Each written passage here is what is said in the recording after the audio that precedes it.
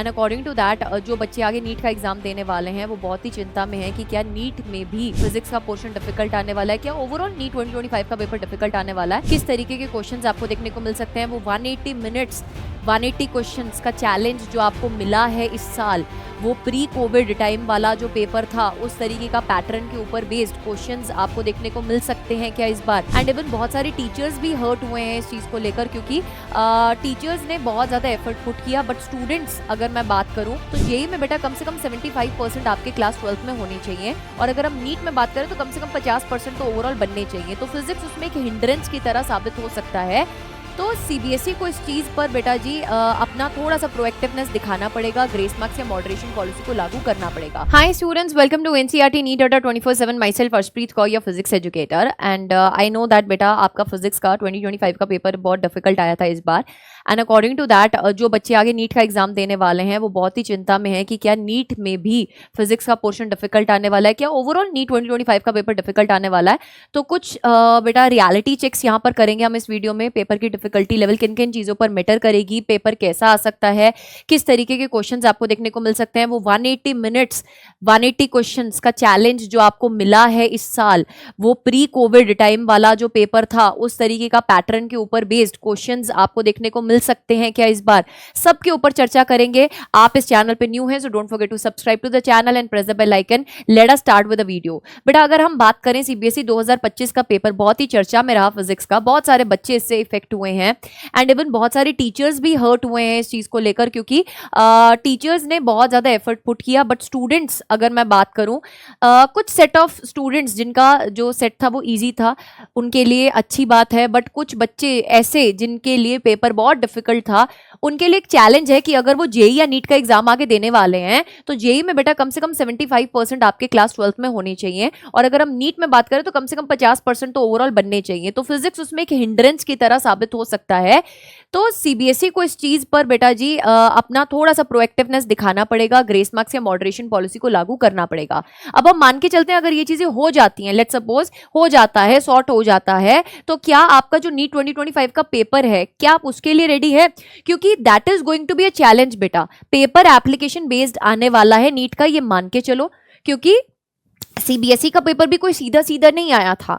तो आप मान के चलो कि नीट का भी जो पेपर है वो सीधा सीधा नहीं आएगा। 2024 का पेपर बहुत इजी था, उसी के कारण बहुत सारी दिक्कतें हुई, परेशानियां हुई, बहुत सारे बच्चों के 720 में से 720 आ गए। तो यार कैसे हम है ना उस चीज से सफर किए हैं वो आपको पता है, ठीक है। बट 2025 में ये चीजें ना हो तो कुछ स्टेप्स उठाए गए, जिसमें 180 मिनट्स में 180 क्वेश्चंस का चैलेंज दिया गया, सेक्शन बी रिमूव कर दिया गया। अब there are very less chances, बहुत कम चांसेस है कि 720 में से 720 बच्चों के आएंगे। बहुत कम बच्चे होंगे, हो सकता है एक या दो बच्चा ऐसा निकला है जिसके 720 में से 720 आ रहे हैं, अदरवाइज फुल मार्क्स लेकर आना is now a big challenge, ये पॉसिबल नहीं है। दूसरी बात अगर मैं बात करूं तो फिजिक्स के साथ बेटा खेल सकते हैं, ट्रिकी बना सकते हैं फिजिक्स को। कुछ ऐसे कॉन्सेप्ट्स के ऊपर क्वेश्चन, जैसे कि अगर मैं ऑल्टरनेटिंग करंट चैप्टर की बात करूं, क्वेश्चन उसके कैलकुलेटिव होते हैं अगर आपको अप्रोक्सीमेशन नहीं आता है, ठीक है। अगर रे ऑप्टिक्स की बात करें कैलकुलेटिव हो सकता है। सो फॉर दैट बेटा जी आपको फिजिक्स के लिए एक ऐसा सोर्स जरूर से फॉलो करना है जो आपको, जहां से आप ज्यादा से ज्यादा मैक्सिमम से मैक्सिमम क्वेश्चन प्रैक्टिस कर सकें। देखो बेटा teachers are there for you, हम लोग प्रैक्टिस करवाते हैं, बट जब आप एक ऑथेंटिक सोर्स को फॉलो करके खुद प्रैक्टिस कर रहे होते हैं, आप वीडियोस देखते हैं वेल एंड गुड, बट जब तक आप खुद ऑफलाइन पढ़ाई नहीं करेंगे ना, हमने जो आपको पढ़ाया जब तक आप उसको 2 से 3 घंटे लगा के और ब्रशअप नहीं करेंगे उसको कुछ फायदा नहीं है, ठीक है। सो एक सही सोर्स आपको फॉलो करना बहुत इंपॉर्टेंट है। सो फॉर दैट बेटा आप हमारे नीट सेक्शन में जाके अड्डा 24/7 के डिफरेंट प्रोडक्ट्स को देख सकते हो। वहां पर आपके लिए एक NBTS 2.0 प्रो भी है जिसको आप जाकर चेकआउट कर सकते हो। उसमें आपके लिए एक ऐसी मॉक टेस्ट सीरीज हमने,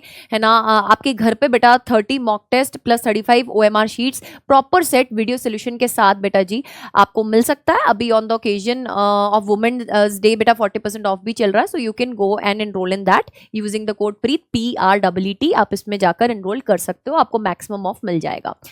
अब मैं अगर बात करती हूं कि 180 मिनट्स को आपको किस तरीके से डिवाइड करना है, बेटा 40 मिनट्स देने आपको बायोलॉजी में, इससे ज्यादा बायोलॉजी को दोगे तो बात नहीं बनेगी।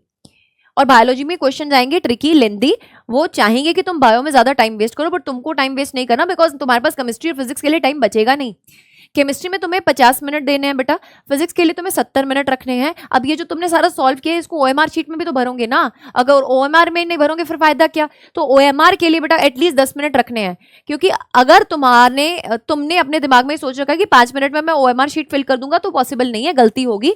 एक भी गलत गोला फिल किया अगर आपने तो आगे सारे के सारे गलत हो जाएंगे। तो ओएमआर के लिए एटलीस्ट आपको 10 मिनट रखने हैं कि आप शांति से जो आपने पूरा पेपर सॉल्व किया है आप उसको वहां पर रिप्रेजेंट किसके थ्रू करने वाले हो, उस ओएमआर शीट के थ्रू करने वाले हो। तो 10 minutes for OMR sheet and 10 minutes for revision. अब ये 10 मिनट रिवीजन के लिए अगर आपको नहीं चाहिए, आपको मेक श्योर करना है कि आप जब क्वेश्चन सॉल्व कर रहे हैं वो आप फाइनल सॉल्व कर रहे हैं। बट अगर आपको कुछ क्वेश्चंस में ऐसा लगता है कि नहीं यार इसको दोबारा से देखना है, तो उसको स्टार मार्क करते चलना पेपर में, फिर बाद में आप इस रिवीजन वाले टाइम में उसको चेकआउट कर सकते हो। लास्ट चांस होता है बेटा, लास्ट मोमेंट पे ऐसे कई क्वेश्चंस होते हैं जो क्लिक कर जाते हैं, पहले नहीं क्लिक किए होते। तो ये आपको 180 मिनट्स का वाइफरिकेशन मैंने दे दिया है जो आपको फॉलो करना चाहिए अगर आप इन 180 मिनट्स को अच्छे से यूटिलाइज करना चाहते हो। एक क्वेश्चन के साथ ज्यादा दोस्ती अच्छी नहीं है, उसको लेकर नहीं बैठना है, आगे चलना है नेक्स्ट क्वेश्चन की तरफ अगर वो क्वेश्चन नहीं सॉल्व हो रहा है। अब अगर हम केमिस्ट्री की बात करें तो इनऑर्गेनिक के साथ खेल सकते हैं, एनसीईआरटी की डीप लाइंस में से उठा के क्वेश्चन बन सकता है। ऑर्गेनिक में बेटा रिएक्शंस के साथ खेल सकते हैं। वहीं पर अगर मैं बात करूं बायोलॉजी में लेंदी बन सकता है पेपर, बट मुश्किल नहीं होगा, it will be NCERT based. Physics में सबसे ज्यादा आपको मेहनत करनी है, मैक्सिमम क्वेश्चंस बेटा मेरे साथ प्रैक्टिस करने ही करने हैं, ठीक है। उसके बाद द थिंग इज दैट कि बहुत सारे बच्चे ना सिलेबस के पीछे भागते रहते हैं। बेटा देयर इज अ टाइमलाइन। अभी अब अगर आपका सिलेबस अभी भी बाकी है तो प्लीज लीव दैट सिलेबस। अब टाइम नहीं है कि आपको डिटेल में सिलेबस करना पड़ रहा है, दोबारा से आप पढ़ रहे हो, नहीं नहीं नहीं नहीं। Now is the time to practice as much as possible, revise as much as possible. So for that बेटा एक प्रोडक्ट के साथ हम आएंगे, that will be free for all of you, but yes आपको बहुत ही बेनिफिट मिलेगा उससे, तो जुड़े रहना हमारे साथ, ठीक है।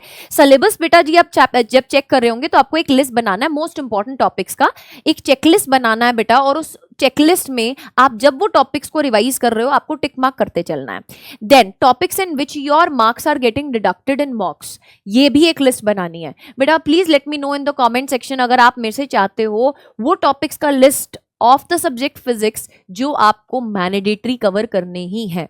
जब हम इंपॉर्टेंट टॉपिक्स की बात करते हैं ऐसा नहीं है कि बाकी नहीं कवर करने हैं, बाकी भी कवर करने हैं, बट उनको हाई प्रायोरिटी पे आपको पहले कवर करना है बिकॉज उनकी वेटेज ज्यादा होती है, ठीक है। फिर उसके बाद जब आप रिवाइज कर रहे हो रिवीजन के लिए बेटा, अब ऐसा नहीं कि आपने 1-1.5 महीना लगा के अगर कोई चैप्टर कंप्लीट किया वो 1-1.5 महीने वाले नोट्स आप पढ़ रहे हो, इतना वक्त थोड़ी आपके पास। आप छोटे शॉर्ट नोट्स होने चाहिए आपके पास, फ्लैश कार्ड्स टाइप नोट्स होने चाहिए। सब प्रोडक्ट्स हमारे अड्डा 24/7 पे अवेलेबल है, if you want you can go and bye them. अगर आपको माइंड मैप्स चाहिए तो वो मैं आपको फ्री में भी अवेलेबल ऑलरेडी करवा चुकी हूँ, आप उनसे जाकर वहां पे डाउनलोड भी कर सकते हैं। हमारे टेलीग्राम चैनल पर जाकर आप पीडीएफ्स को डाउनलोड कर सकते हैं, एनसीईआरटी नीट अड्डा 24/7 के टेलीग्राम चैनल पर आपको मिल जाएंगे, ठीक है। फाइल सेक्शन में ज्वाइन कर लेना चैनल को, ठीक है। देन अगर हम बात कर रहे हैं मॉक टेस्ट भी अब सिलेबस हुआ नहीं, पूरा किया नहीं है, ऑल पूरा फुल सिलेबस टेस्ट देने शुरू कर दिए, तो डिमोटिवेशन ही होगा। कौन सा मोटिवेशन मिलेगा तेरे को नंबर कम देकर, नहीं होगा। देख दो चीजें हैं, सबसे पहले यूनिट वाइज मॉक टेस्ट दे। यूनिट वाइज मॉक टेस्ट देने से what will happen is you will identify the topics जहां पर आपकी गलतियां हो रही हैं। Once you are identifying those topics, उसकी आप यहां पर क्या बना रहे हो, लिस्ट बना रहे हो, ठीक है। उन टॉपिक्स के ऊपर काम करो। वंस यू आर है ना मास्टरिंग दैट टॉपिक्स, फिर जब आप फुल सिलेबस टेस्ट की तरफ बढ़ोगे तो वहां पे आपका स्कोर इंप्रूव होगा।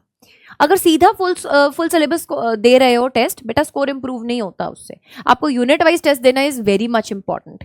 Then analysis is very important. सिर्फ टेस्ट देने से कुछ नहीं होगा, एनालिसिस करो, एक मिस्टेक नोटबुक बनाओ जिसको आप थॉरली फॉलो अप कर रहे हो। आपकी गलतियां, अगर आज न्यूक्लियाई के चैप्टर में प्रॉब्लम हुई, दिक्कत हुई, बाइंडिंग एनर्जी पर न्यूक्लियन वाले क्वेश्चन में दिक्कत हुई, तो नेक्स्ट डे जब मॉक दे रहे हो उसमें वो क्वेश्चन में गलती नहीं होनी चाहिए। फिर तुमने कुछ नहीं सीखा अपनी गलती से। गलती करना बुरी बात नहीं है, बट गलती से अगर सीख नहीं रहे हो वो बुरी बात है। सो उसके ऊपर इंप्रूव करना है, ठीक है। इंप्रूव ऑन दैट एंड बेटा जी we are there for you. NCERT NEET Adda 24/7 के टेलीग्राम चैनल को ज्वाइन कीजिए, डू फॉलो आवर क्लासेस। अगर आपको डिटेल में पढ़ना है तो हमारी क्लासेस चल रही हैं, हमने नेक्स्ट बैच की स्टार्ट कर दी हुई है। अदरवाइज हम आपके लिए क्लास 11th के वन शॉट्स डाल रहे हैं, आप उनको देखना स्टार्ट करिए। और आप हमारे साथ डॉक्टर्स अड्डा 24/7 चैनल पर भी जुड़ सकते हैं। अगर आप इस साल नीट एग्जाम देना चाहते हैं तो बेटा हम वहाँ पे आपको क्वेश्चन प्रैक्टिस भी करवा रहे हैं, तो आप हमारे साथ वहाँ पर भी जुड़ सकते हैं। और डेली बेसिस की क्लासेस में जुड़िए, अपने किसी भी क्लास को पेंडिंग मत छोड़िए, ठीक है। So wish you good luck, stay tuned, and if there is any kind of doubt related to your NEET examination, you can post in the comment section. I will surely reply to it. Wish you good luck. Stay tuned.